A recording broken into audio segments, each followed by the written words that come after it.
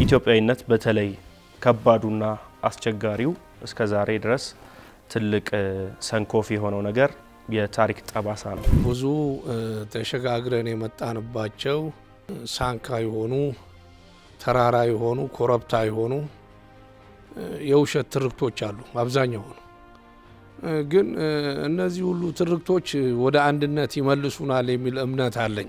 አንድነት አንድ መሆን ብቻ አይደለም፣ በልዩነት ውስጥ አንድ መሆን እንዳለም የሚነሳ ሀሳብ አለ። ሰብአዊነት ላይ ከተመሰረተ አንድነትን ኤክስፕሌን ወይ ዲስክራይብ ለማድረግ ብዙ ገለጻ ለማድረግ ለመተንተን ለማስረዳት አንቸገርም። በጦርነት በውድቀት በቀውስ ውስጥ ከመገባቱ በፊት የሰላምን ዋጋ መረዳት ላይ የተወሰኑ ሀሳቦችን ብናነሳ፣ የሚርከፈከፍ ሽቶ አይደለም ጥይት ህይወትን ነው የሚያጠፋው። ስንት ምሁሮች አጠናል፣ ስንት አገርን መምራት የሚችሉ ሰዎች አጠናል ከዚህ በፊት። አሁን ላይ ግን ምንድነው እንደ ድንጋይ ዘመን በጦርነት የሚፈጠር ነገር አይኖርም። ሳይንሱ ታቡላ ራዛ ይለዋል። ይሄ ነጭ ወረቀት ምንም ያልተጻፈበት ያ ነጭ ወረቀት ላይ ኢትዮጵያ ተብሎ ሊጻፍበት የሚችል አይነት ትውልድ መገንባት ስለሚቻል ምንጩን መጠበቅስ ላይ ይህ ትውልድ ተስፋ የሚያስቆርጥ አይደለም፣ ተስፋ ያለው ነው። ተስፋ ሰጪ ትውልድ ነው፣ ወቃሽም አይደለም። በአብዛኛው ለተተኪው ትውልድ የምትመችና የምታኮራ ኢትዮጵያን የማቆየት ታሪካዊ ኃላፊነት የሁላችንም ነው። የዛሬው መልእክታችን ነው።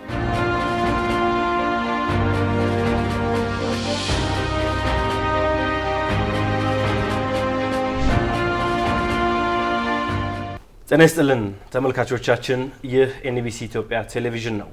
ሀገር የድንበር መስመር ብቻ አይደለችም። የትናንት ታሪክ፣ የዛሬ ማንነትና የነገ የጋራ ተስፋ መቋጠሪያ ናት።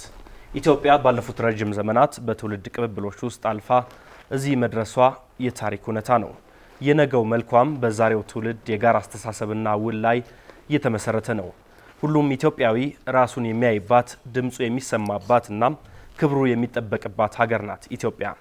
ይህንን ለመፍጠር ደግሞ የሁላችንም ኃላፊነት ነው። በሕግ ፊት እኩል መሆን ለጋራ ስምምነት የመጀመሪያው እርምጃ ሲሆን ካለፈው ስህተት ታርሞ ካለፈው ጥንካሬና ስንቅ ሰንቆ የተሻለች ሀገርን ለተተኪው ለማስተላለፍም ብዙ መስራት ይጠበቃል።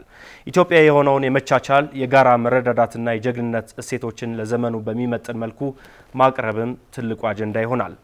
በድጋሚ ጤና ይስጥልን ተመልካቾቻችን፣ ኤንቢሲ ኢትዮጵያ ቴሌቪዥን ከሰላም ሚኒስቴር ጋር በመተባበር የሚያቀርበው ጋራ ሀገር የተሰኘው ፕሮግራማችን ተጀምሯል። ፍቅረ ሚካኤል ዘየደ ነኝ።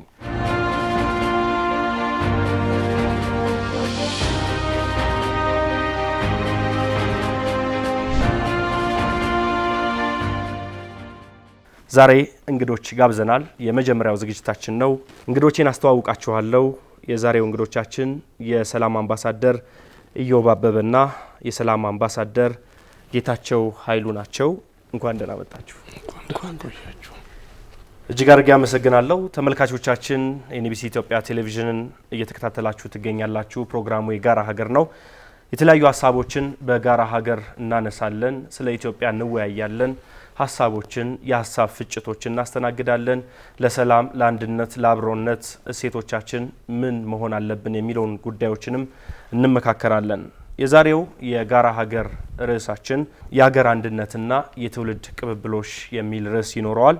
በዚህ ርዕሰ ጉዳይ የተወሰኑ ሀሳቦችን እያነሳን እንቆያለን። እንግዲህ እንግዶቼን በድጋሚ እንኳን ደህና መጣችሁ እያልኩ ከሰላም አምባሳደር ኢዮብ አበበ ጀምራለሁ። የጋራ ሀገር የሚል ነው የዛሬው የመጀመሪያው ፕሮግራማችን። በመጀመሪያ የሚተላለፈው በሰላም ሚኒስቴርና በኤንቢሲ ኢትዮጵያ ቴሌቪዥን አዘጋጅነት ነው ወደ ውድ ተመልካቾች የሚቀርበውና በቅድሚያ ለሀሳብ ማንሸራሸሪያ እንዲመቸን ሀገር የሚለውን ትልቅ መልክ ስናነሳ ወደ አይምሮ የሚመጣው ምንድን ነው? የሀገርን ትንታኔ የሀገርን ትርጉም መስጠት ከባድ ቢሆንም ወይም ሰፊ ቢሆንም ግን ለእርሶ የሚሰማውትን ትርጉም ከሱ እንነሳ። አምባሳደር አመሰግናለሁ። ሀገር የሚጀምረው መጀመሪያ ከራሴ ነው። ይቀጥላል ቤተሰብ፣ ይቀጥላል ማህበረሰብ እያለ እየገዘፈ የሚመጣ ትልቅ ተቋም እንደመሆኑ መጠን ሀገር በቀላሉ የሚታይ አይደለም። ሀገር ሁለንተና ማንነት ነው። ሀገር ሀገራዊ ማንነት ደግሞ ከሁሉ በላይ ነው።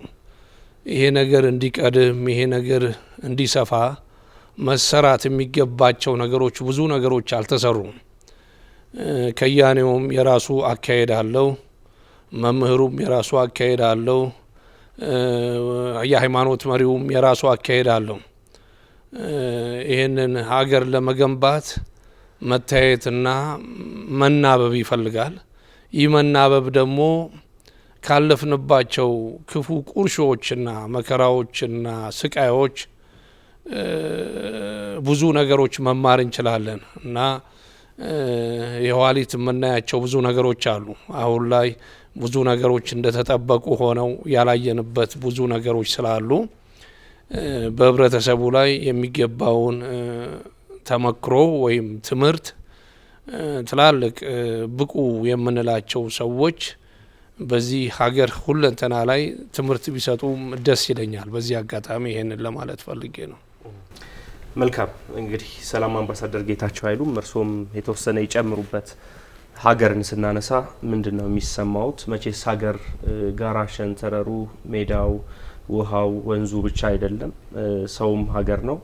የሰው ህብረት፣ የሰዎች አንድነት የሀገር ትርጉም እንደሆነ የሚነሳልና ይህንን ሰፊ ትርጉም ያለው ሀገር የሚለውን ጽንሰ ሀሳብ እንዴት ይመለከቱታል እርስዎ? አመሰግናለሁ።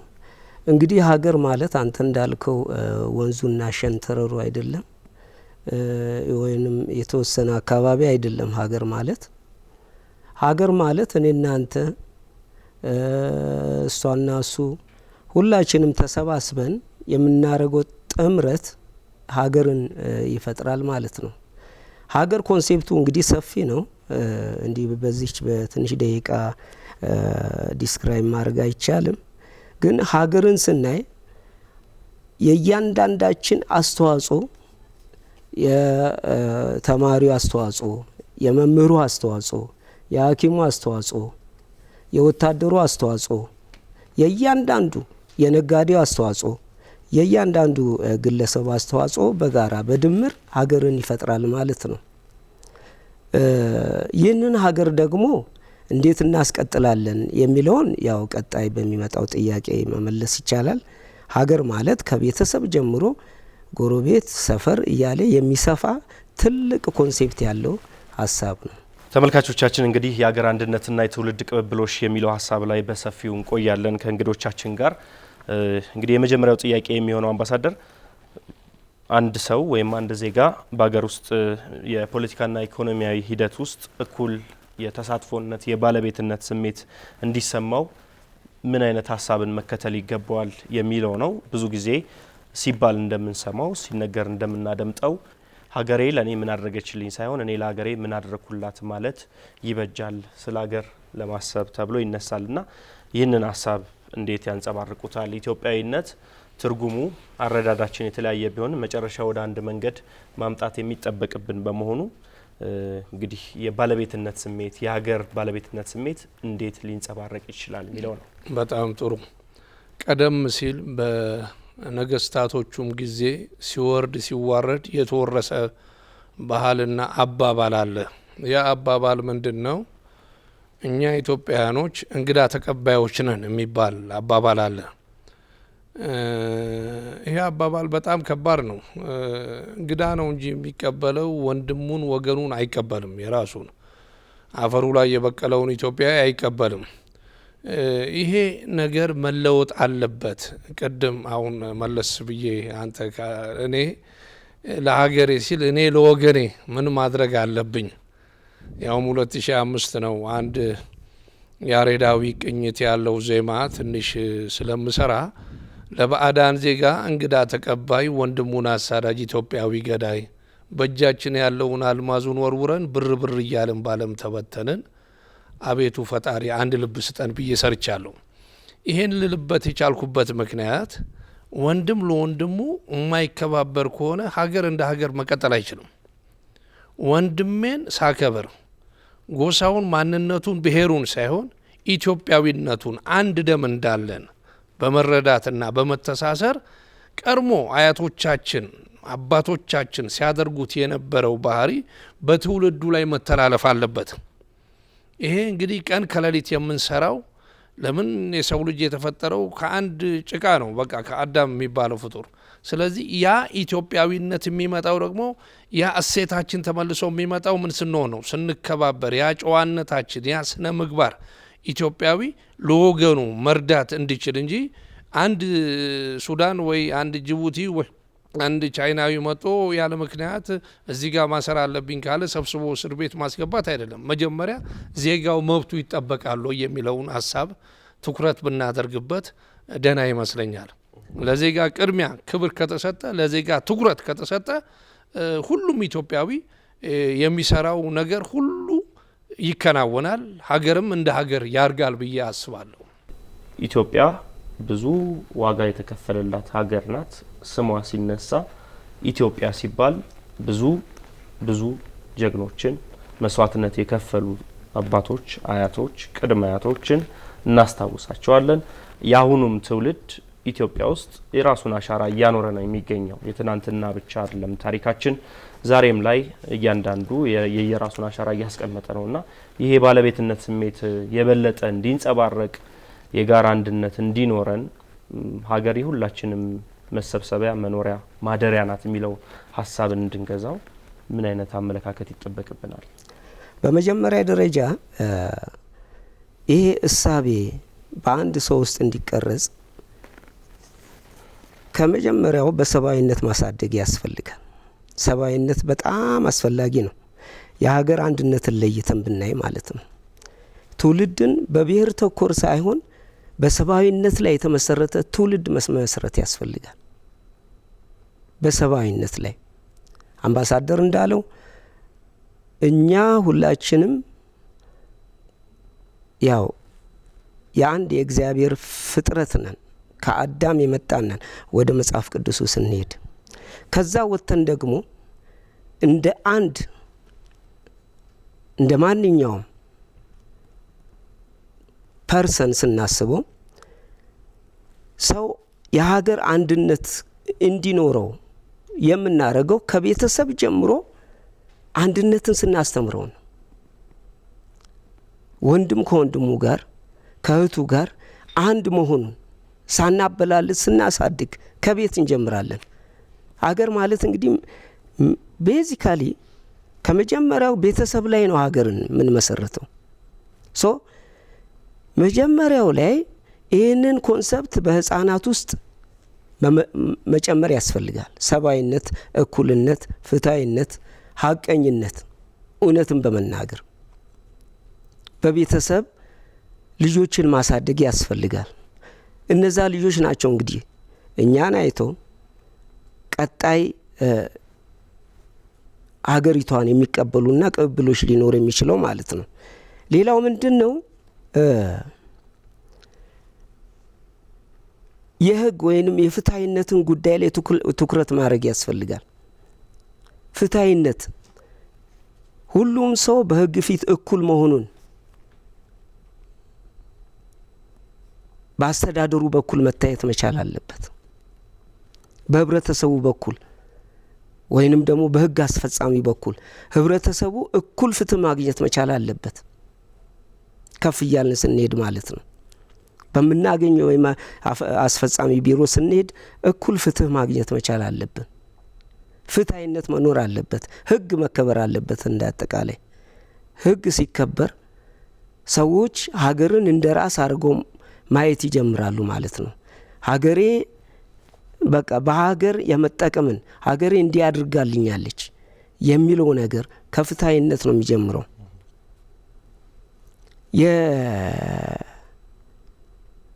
እሴትን በተመለከተ ቫልዩ የምንለውን አሁንም ትውልዱን የምናስተምረው እንደ ወላጅ እኛ ነን።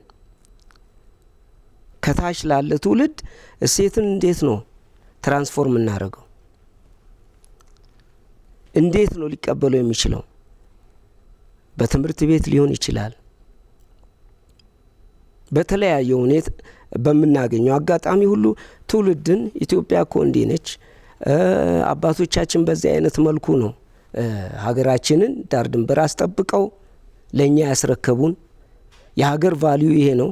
ሀገር ከሌለ ይሄ ይጎለናል፣ ሀገር ሲኖር ደግሞ ይሄ ፍሪደም ይኖርሃል ብለ ከመጀመሪያውኑ ትውልዱን ከትምህርት ቤት ጀምሮ ማስተማር ያለበት ይመስለኛል። ይህ ከሆነ ቅብብሎሹ ሊኖር ይችላል። ቅብብሎሹን ማቅለል እንችላለን። መልካም ተመልካቾቻችን፣ ኤንቢሲ ኢትዮጵያ ቴሌቪዥን ላይ ነው የምትገኙት። የሰላም ሚኒስቴር ከኤንቢሲ ኢትዮጵያ ቴሌቪዥን ጋር በጋራ በመሆን ጋራ ሀገር የተሰኘው ፕሮግራማችን ወደ እናንተ እየደረሰ ይገኛል። እንግዲህ እንግዶቼን በተለያዩ ርዕሰ ጉዳዮች እያነሳን ነው እየቆየን ያለ ነው። ሀገራዊ አንድነትና የትውልድ ቅብብሎችን የተመለከተ ጉዳያችንም ቀጥሏል። እንግዶቼ እንግዲህ ስገምት 3ም 4ም መንግስት በእድሜያችሁ በህይወት ዘመናችሁ እያሳለፋችሁ ነው ብዬ አስባለሁና የኢትዮጵያዊነት በተለይ ከባዱና አስቸጋሪው እስከዛሬ ድረስ ትልቅ ሰንኮፍ የሆነው ነገር የታሪክ ጠባሳ ነው። ይህ የታሪክ ጠባሳ በትናንትናው ላይ መቅረት፣ በትናንትናው ላይ ቁስሎች ላይ መቸንከር፣ ለነገ የጋራ ተስፋ አለመሰነቅ፣ ታሪክ ላይ መጨቃጨቅ፣ ታሪክ ላይ ጭቅጭቅ ብቻ ሳይሆን መጨቃጨቁ የሚያመጣ ውጤት አለመኖር፣ እኚህ ነገሮች ኢትዮጵያን ወደ ኋላ አስቀርተዋት ቆይተዋል።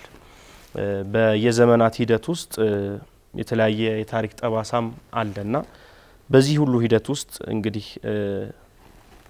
ሀገር እየተገነባች መታለች፣ እየተፈተነችም መታለች። በሀገር ግንባታ ውስጥ ከባባድ ፈተናዎች ነበሩ፣ መስዋዕትነት ያስከፈሉ ኢትዮጵያዊነትን አደጋ ላይ ለመጣል ብዙ መከራዎች ታልፈዋል፣ በየመንግስታቱ በየዘመናቱ ማለት ነውና ከዚህ አኳያ በነዚህ ፈተናዎች መካከል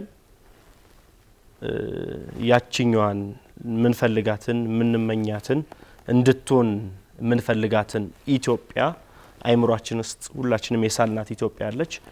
ከዛ ምስል ጋር እንዴት እንገናኝ? እዛ ምስል ላይ እንዴት እንድረስ?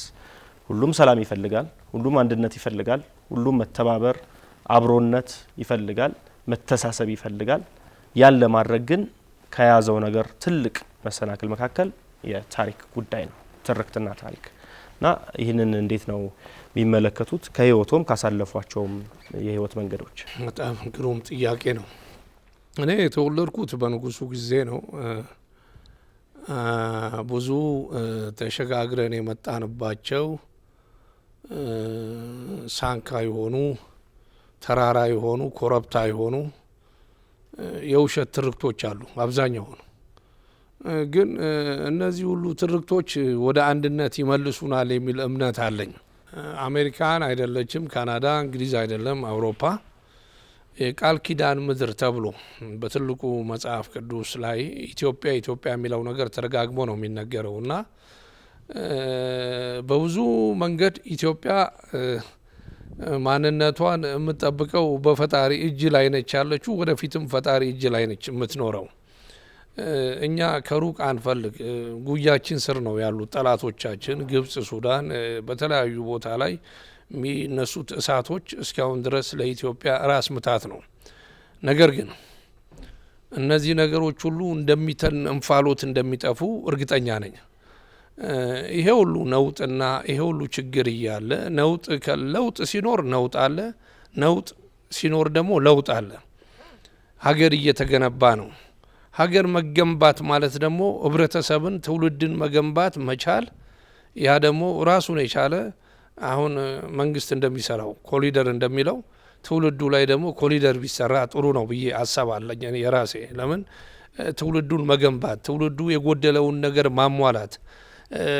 ይሄ አዲስ ትውልድ በጫት በተለያየ ሱስ የተለከፈ ማንነት ሳይሆን አገሩን ጠልቶ ወደ ሌላ ሀገር የሚበር ሳይሆን አገሬን እንዴት አድርጌ ላልማ፣ ይሄ ነገሮች መስፋት አለበት እና ይሄ እንግዲህ ከፍተኛው ስራ ከእያንዳንዳችን ከሃይማኖት መሪዎች፣ የፖለቲካ ኤሊቶች አሉ፣ ለራሳቸው ጥቅም የቆሙ አሉ፣ ለሀገር የቆሙ አሉ።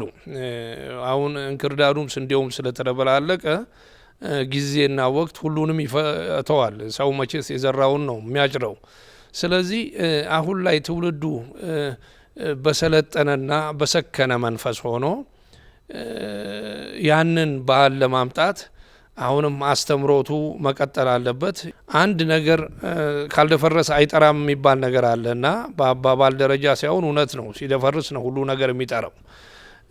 በዚህ በድፍሩስ ውስጥ ጠማማ ሰዎች የሚወገዱበት፣ ክፉ አመለካከት ያለባቸው ሰዎች የሚወገዱበት፣ ቅንና በጎ አመለካከት ያላቸው ሰዎች የሚድኑበት የሚውጡበት ነው።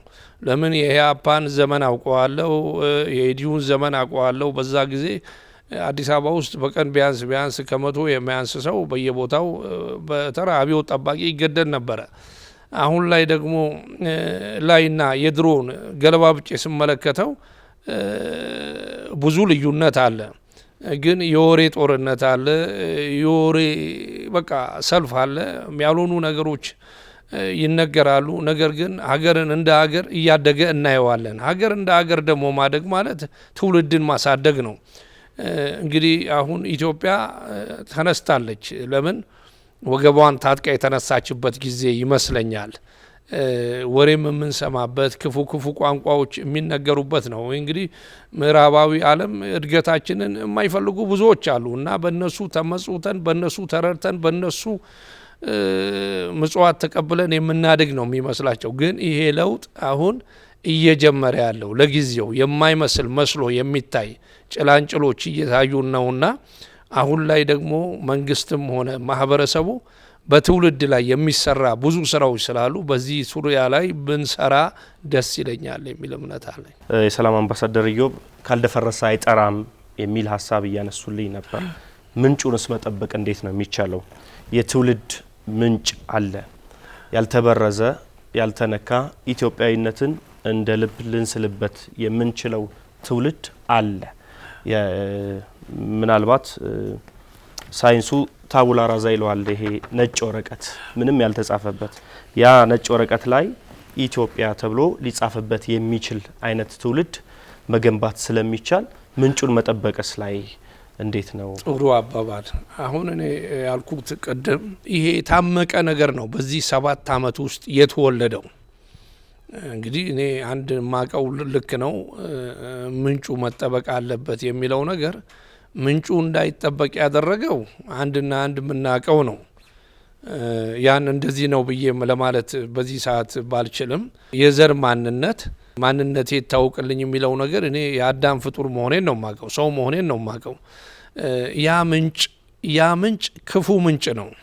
ሩዋንዳን አፈራርሷታል። የተለያዩ አፍሪካ ሀገሮች ስንመለከት በዘር ከፍተኛ ጥፋት ነው የደረሰው። ያ ምንጭ አሁንም ማጥፋትም ማልማትም የሚችለው መንግስት ላይ ነው ይሄ ጫና ያለው። ይሄ ነገር ለውጥ በሚመጣበት ጊዜ ሀገራዊ አንድነትና ሀገራዊ ክብር ይመጣል።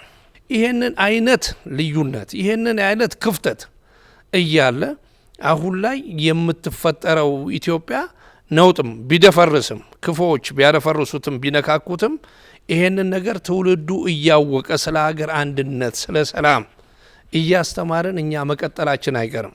ይሄ ኒው ጄኔሬሽን ንጹሃን ኢትዮጵያን ይዞ የሚሻገር ትውልድ ይመስለኛል። እዚሁ ሀሳብ ላይ የሰላም አምባሳደር ጌታቸው አንድነትን እያነሳን ነው። በተለይ ደግሞ ካሳለፉት ዘመን አኳያም የህይወት ተሞክሮ ነው እየጠየቀ ያለውትና አንድነት አንድ መሆን ብቻ አይደለም፣ በልዩነት ውስጥ አንድ መሆን እንዳለም የሚነሳ ሀሳብ አለ። ከዚህ አኳያ በዘመናት ሂደት ውስጥ የኢትዮጵያ መልክ እንዴት ነበር? ወደፊትስ እንዴት መሆን አለበት? እንግዲህ ስለ አንድነት ቀደም ብዬ እንደተናገርኩት አንድነት መመስረት ያለበት በሰባዊነት ነው ብያል። ሰባዊነት ላይ ከተመሰረተ አንድነትን ኤክስፕሌን ወይ ዲስክራይብ ለማድረግ ብዙ ገለጻ ለማድረግ ለመተንተን ለማስረዳት አንቸገርም። ሰባዊነት ደግሞ ስንል ሁሉም በሃይማኖቱ መገዛትን ያሳያል።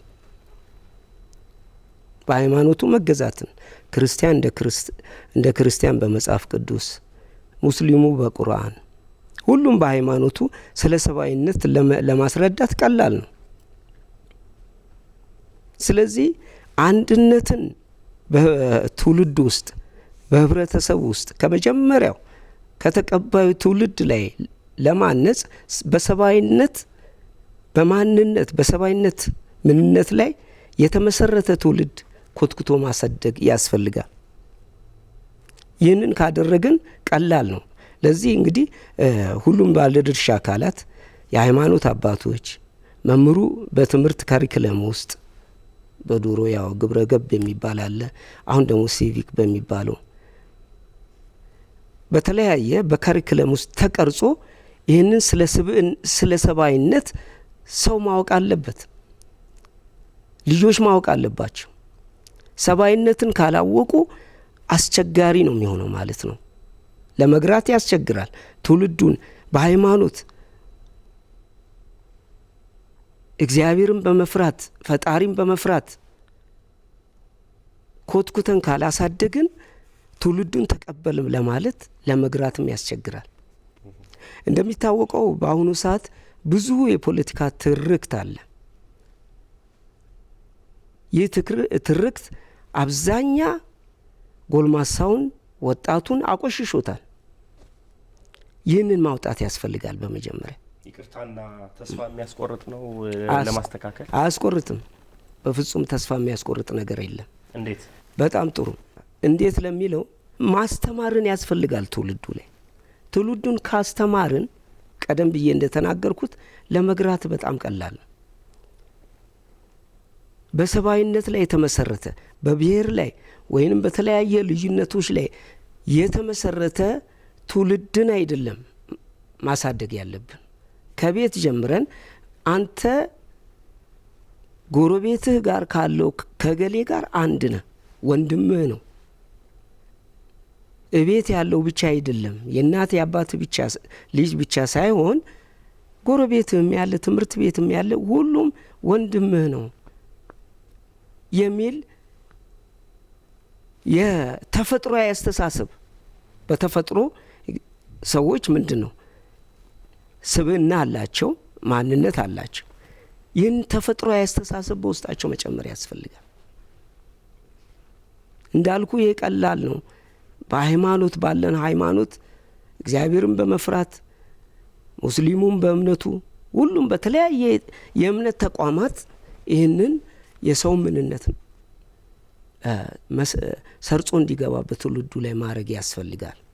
እዚሁ ላይ ላንሳና ሰብአዊነትን በጣም ደጋግመው ስላነሱት ኢትዮጵያ ውስጥ ሰብአዊነትን ለመረዳት በሰብአዊነት ጽንሰ ሀሳብ ውስጥ ለመኖር ምንድነው የጎደለው? ምንድነው ያነሰው? ትምህርት ብቻ ነው ወይ? እንደውም ኢትዮጵያውያን በጣም በመተሳሰብ በጉርብትና፣ በለቅሶ፣ በሀዘን፣ በደስታ፣ በብዙ ነገሮች ማህበራዊ ትስስራችን ጠንካራ እንደሆነ ይነሳል እና እነዚህ ነገሮች ደግሞ ሊመጡ የሚችሉት ከግላዊነት ተላቆ በማህበረሰባዊነት በማመን ነው ብዬ አምናለሁና ምንድነው የእርስዎ ምልከታ? ሰብአዊነት እንደቀዘቀዘ ወይም እንደሌለ ተሰምቶት ከሆነ ብዬ ነው። ኔቨር እኔ ሰብአዊነት ቀዘቀዘ አይደለም እንዳይቀዘቅዝ እያልኩ ነው። በንግግርህ ላይ ማህበረሰባዊነት በሀገራችን አለ። ይስ አለ። ኢትዮጵያዊነት እኮ ስንል ወይንም ሀገር ስንል እኮ በመጀመሪያ ሀገር ማለት ማንነታችን ነው። ቅድም እንደ ተናገርኩት ማንነት ዚስ ኢዝ ዩር አይዴንቲቲ። በቃ ሀገር ማለት ያንተ አይዴንቲቲ ነው። አይዴንቲቲህ ደግሞ ኢትዮጵያ ነች። ኢትዮጵያ ማለት ደግሞ ኢትዮጵያዊ ጀግና ነው። ኢትዮጵያዊ ወንድሙን ወዳድ ነው። ኢትዮጵያዊ እንግዳ ተቀባይ ነው። አምባሳደር እንዳለው ኢትዮጵያዊ በማህበራዊ ኑሮ ላይ ትኩረት የሚያደርግና ማህበራዊነትን የሚፈልግ ዜጋ ነው ወይንም ፐርሰን ነው ማለት እንችላለን። ግልጽ ነው። ሰብአዊነት ማለት ማህበራዊነት ግን አይደለም። ሰብአዊነት ማለት ሰው መሆኑን ማወቅ ማለት ነው። ውድ ተመልካቾቻችን ኤንቢሲ ኢትዮጵያ ቴሌቪዥንን እየተከታተላችሁ ነው። ፕሮግራሙ ጋራ ሀገር ነው። ከሰላም ሚኒስቴር ጋር በመተባበር እየተዘጋጀ ወደ እናንተ እየቀረበ ነው የሚገኘው። እንግዶቼ የሰላም አምባሳደሮች ኢዮብ አበበና ጌታቸው ኃይሉ ናቸው። የተለያዩ ሀሳቦችን እያነሱ ይገኛሉ። እንግዲህ በዛሬው ዕለት እየተወያየንበት ያለው ርዕስ ሀገራዊ አንድነትና የትውልድ ቅብብሎሽ የሚል ሀሳብ ነው። እዚህ ሀሳብ ላይ ታዲያ ሌላኛው ልናነሳው የሚገባው ቁልፍ ጉዳይ ሰላምና አንድነት ነው። ሰላም እንግዲህ በጠመንጃ ሳይሆን በፍትህና በውይይት መረጋገጥ አለበት የሚለው ሐሳብ በጣም ለበርካታ ጊዜያት ተደጋግሞ የተነገረ ሐሳብ ነው። ይህንን ሐሳብ ታዲያ ወደ ተግባር ለማዋል ሰላምንና አንድነትን በሀገር ውስጥ አስርጾ ለማስቀጠል ምን ይጠበቃል የሚለው ሌላኛው ጥያቄ ነው። ወደ ሰላም ጉዳይ ገብተናል። አምባሳደር ቁልፍ መሰረት ነው። ስናጣው ከምንጸጸትበትና በማጣታችን ትምህርት ከሚሆነን ጉዳይ መካከል ሰላም ነው። ልክ ኢትዮጵያውያን በቤታችን እንኳን ውሃና የኤሌክትሪክ ኃይል ሲመጣና ሳይመጣ ያለውን ትንሹ መሰረታዊ ፍላጎታችን በዛ እንረዳዋለን። ውሃ ሳይኖር ምን ጠጣ ውሃ የለም ማለት ምን ያህል እንደሚጠማን እንረዳዋለን። ሳይጠማን በፊት ግን የውሃን ጥማት ላንረዳው እንችላለን። ሰላም ምን ጊዜም ስለ ሰላም ሐሳብ የሚንሸራሸረው ሲጠፋ ይሆናል አንዳንድ ጊዜ። ያ ከመሆኑ በፊት በጦርነት በውድቀት በቀውስ ውስጥ ከመገባቱ በፊት የሰላምን ዋጋ መረዳት ላይ የተወሰኑ ሐሳቦችን ብናነሳ። መቼስ አሁን እዚህ ጋር ቁጭ ብለን የምንቀረጸው ተመልካቾችም የሚሰሙት የሚያዩት ሰላም ስላለ ነው። ሰላም ባይኖር ማይክሮ ሴኮንድ መቆየት አንችልም ሁላችንም። አሁን ይሄም ጊዜው እኛ ነን። ሱዳን አልመጣብንም፣ ጅቡቲ፣ ሶማሊያ አልመጣብንም። እርስ በርስ በወንበር ዙሪያ መስማማት አለበት። ሁሉም አፈሙዝ ሰላምን ሊያመጣ አይችልም።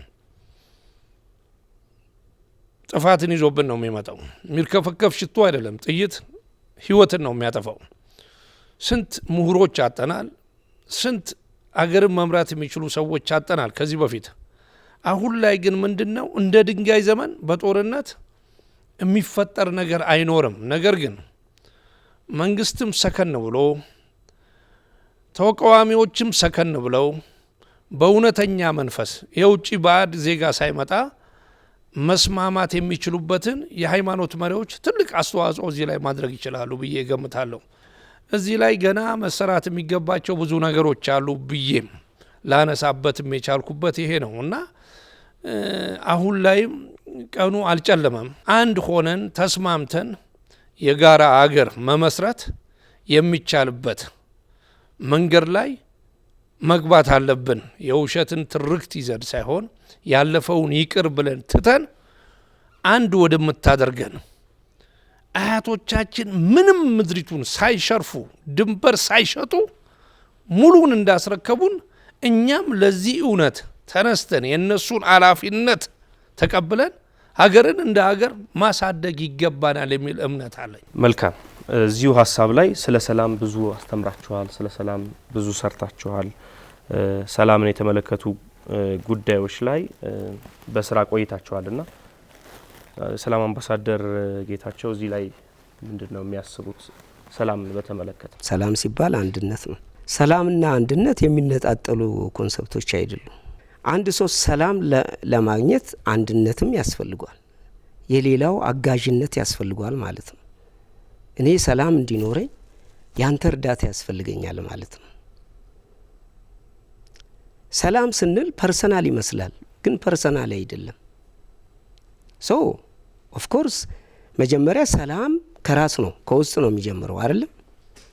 ሰውስ ለራሱ መጀመሪያ ሰላም መስጠት አለበት። ለራሱ እንዴት ይሰጣል? ያው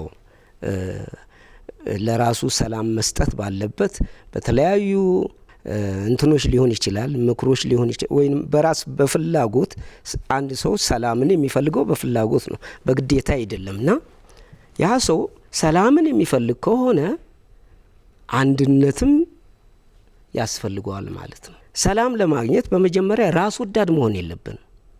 ግልጽ ነው። ራስ ወዳድ መሆን የለብንም ማለት ነው።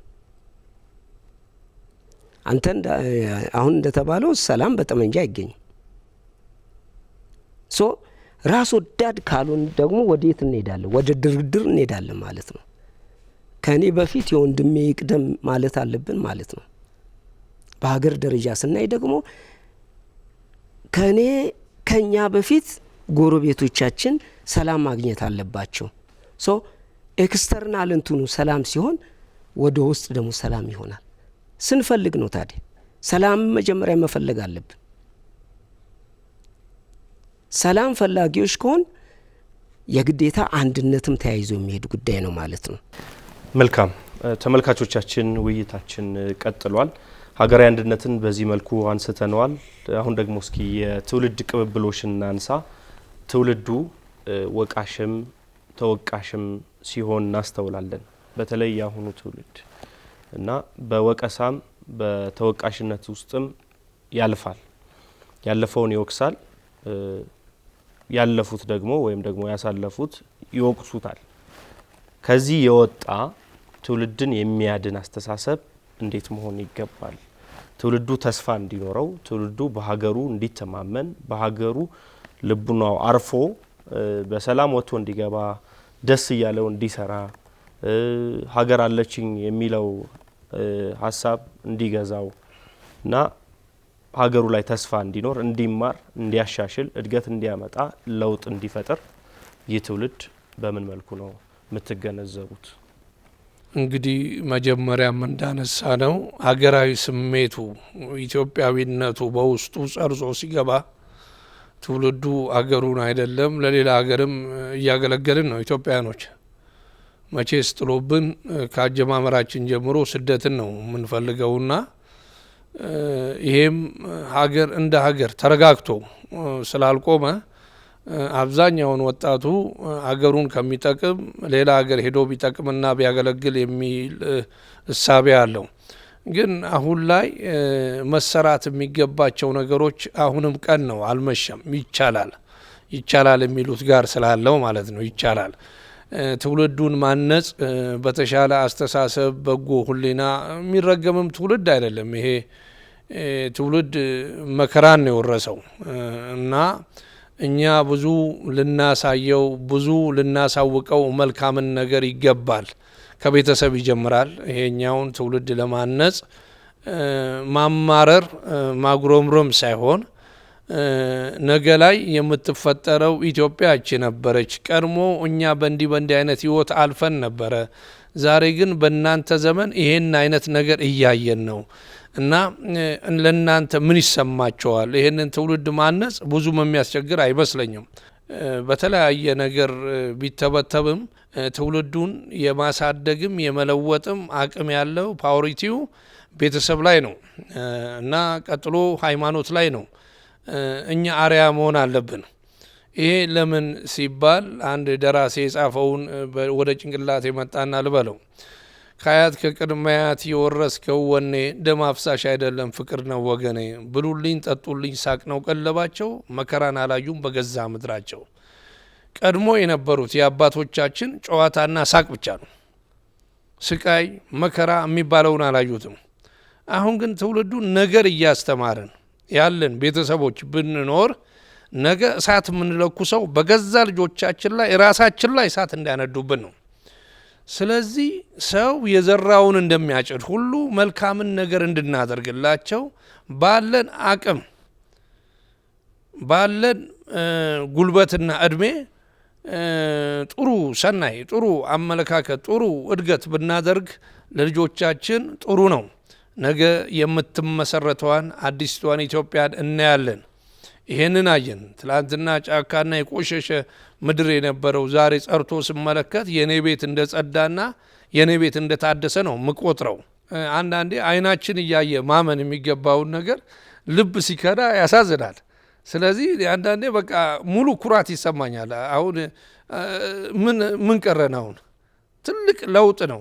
አሁን ትውልዱ ላይ መሰራት አለበት የምለው ደጋግሜ የምለው እነዚህ አሁን የመጡት ትውልዶች ልጆቻችንን ማነጽ አለብን የምንለው የአምባሳደር ልጆች የኔ ልጆች ናቸው፣ የኔ ልጆች የሱ ልጆች ናቸው። ምንም ማንነትን ሳይለይ እነዛን ማሳደግ በበጎ አስተሳሰብ የእያንዳንዱ ኢትዮጵያዊ ኃላፊነት ነው። ትውልዱን በድለናል። ትውልዱን የተረገመ ትውልድ እያል ነው እንዲሳቀቅ አድርገዋል። ይህ ትውልድ የተረገመ አይደለም። ትውልዱን ማንቃት የሚገባው ቤተሰብ ነው። በእድሜ አባቶች በእድሜ እናቶች የሆኑን ሰዎች በጥሩ ስነ ምግባር መለወጥ እንችላለንና በላያችን ላይ እሳት ባናፈስ ጥሩ ነው የሚል አመለካከት አለኝ። መልካም፣ ይሄው ሀሳብ ነው መልሼ ወደ እርስዎ ማመጣው። በተለይ ትምህርት ተቋማት፣ ወላጅ ሌሎችም ሀገራዊ ተቋማት ይህንን ትውልድ ከመታደግ በሀገሩ ተስፋ ኖሮት ሀገሩን ያማረ አድርጎ እንዲሰራ ሰርቶም እንዲያስረክብ ትውልድ ቅብብሎች ስለሆነ እርሶስ ምን ይሰማዎታል?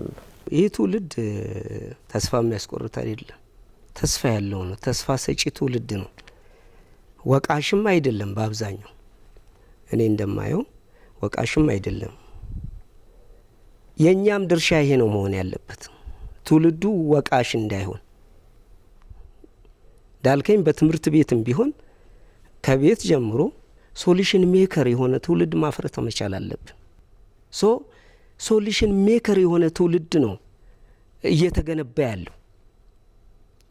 ይህንን ይዘን መቀጠል አለብን። ይሄ መቀጠል መቻል አለበት። አሁን እየተሰራ በትውልድ ላይ እየተሰራ ስፔሻሊ መንግስት ብዙ ነገር እየሰራ ነው። በየቦታው የወጣቱ መዝናኛ ቦታዎች እየተገነቡ ነው። የጎልማሳውም እነዚህ ነገሮች እየጠነከሩ ትውልዱን አእምሮ ከሚበርዝ ነገር እየወጣ ምርጫውን አስተካክሎ የሚሄድበትን ነገር ካመቻቸንለት የትውልድ ተስፋ ሰጪ ሀገርን የሚያስቀጥል ነው ብዬ ነው የማምነው። ውድ ተመልካቾቻችን ሀገራዊ አንድነትና የትውልድ ቅብብሎችን የተመለከተ ሰፋፊ ሀሳቦችን አነሳን። እያገባደድን ነው የምንገኘው። የጋራ ሀገር እንግዲህ ግንባታውን በተመለከተ በትውልዶች መካከል የሚደረግ ረጅም ጉዞ ነው። በአንድ ጀንበር የሚጠናቀቅም አይደለም። ኢትዮጵያ ታዲያ ለዘመናት የጸናችውም በተከታታይ ትውልዶች መስዋዕትነት እንደሆነ እንረዳለን። የነገው ህልውናዋም አዲሱ ትውልድ በሚገነባው የጋራ አስተሳሰብ ላይ የተመሰረተ ለመሆኑ አያጠራጥርም። ውድ ተመልካቾቻችን ካለፈው የታሪክ ጠባሳ ይልቅ ለነገው የጋራ ብርሃን ቅድሚያ መስጠት፣ ልዩነትን እንደ ስጋት ሳይሆን እንደ ጸጋ በመቀበልና ጥላቻን በውይይት መተካት ለተተኪው ትውልድ የምትመችና የምታኮራ ኢትዮጵያን የማቆየት ታሪካዊ ኃላፊነት የሁላችንም ነው የዛሬው መልእክታችን ነው። ሀገራዊ አንድነትና የትውልድ ቅብብሎችን የተመለከተው ርዕሰ ጉዳያችን በዚሁ ተጠናቋል። እንግዶቼን በድጋሚ ከልብ አመሰግናለሁ። ውድ ተመልካቾቻችን የኢቢሲ ኢትዮጵያ ቴሌቪዥን ከሰላም ሚኒስቴር ጋር በመተባበር ያዘጋጀው ጋራ ሀገር የተሰኘው ፕሮግራማችን በዚሁ ተጠናቋል። ሳምንት በሌላ ርዕሰ ጉዳዮች እንገናኛለን። ፍቅረ ሚካኤል ዘየደ ነበርኩ። ቸር ቆዩልን።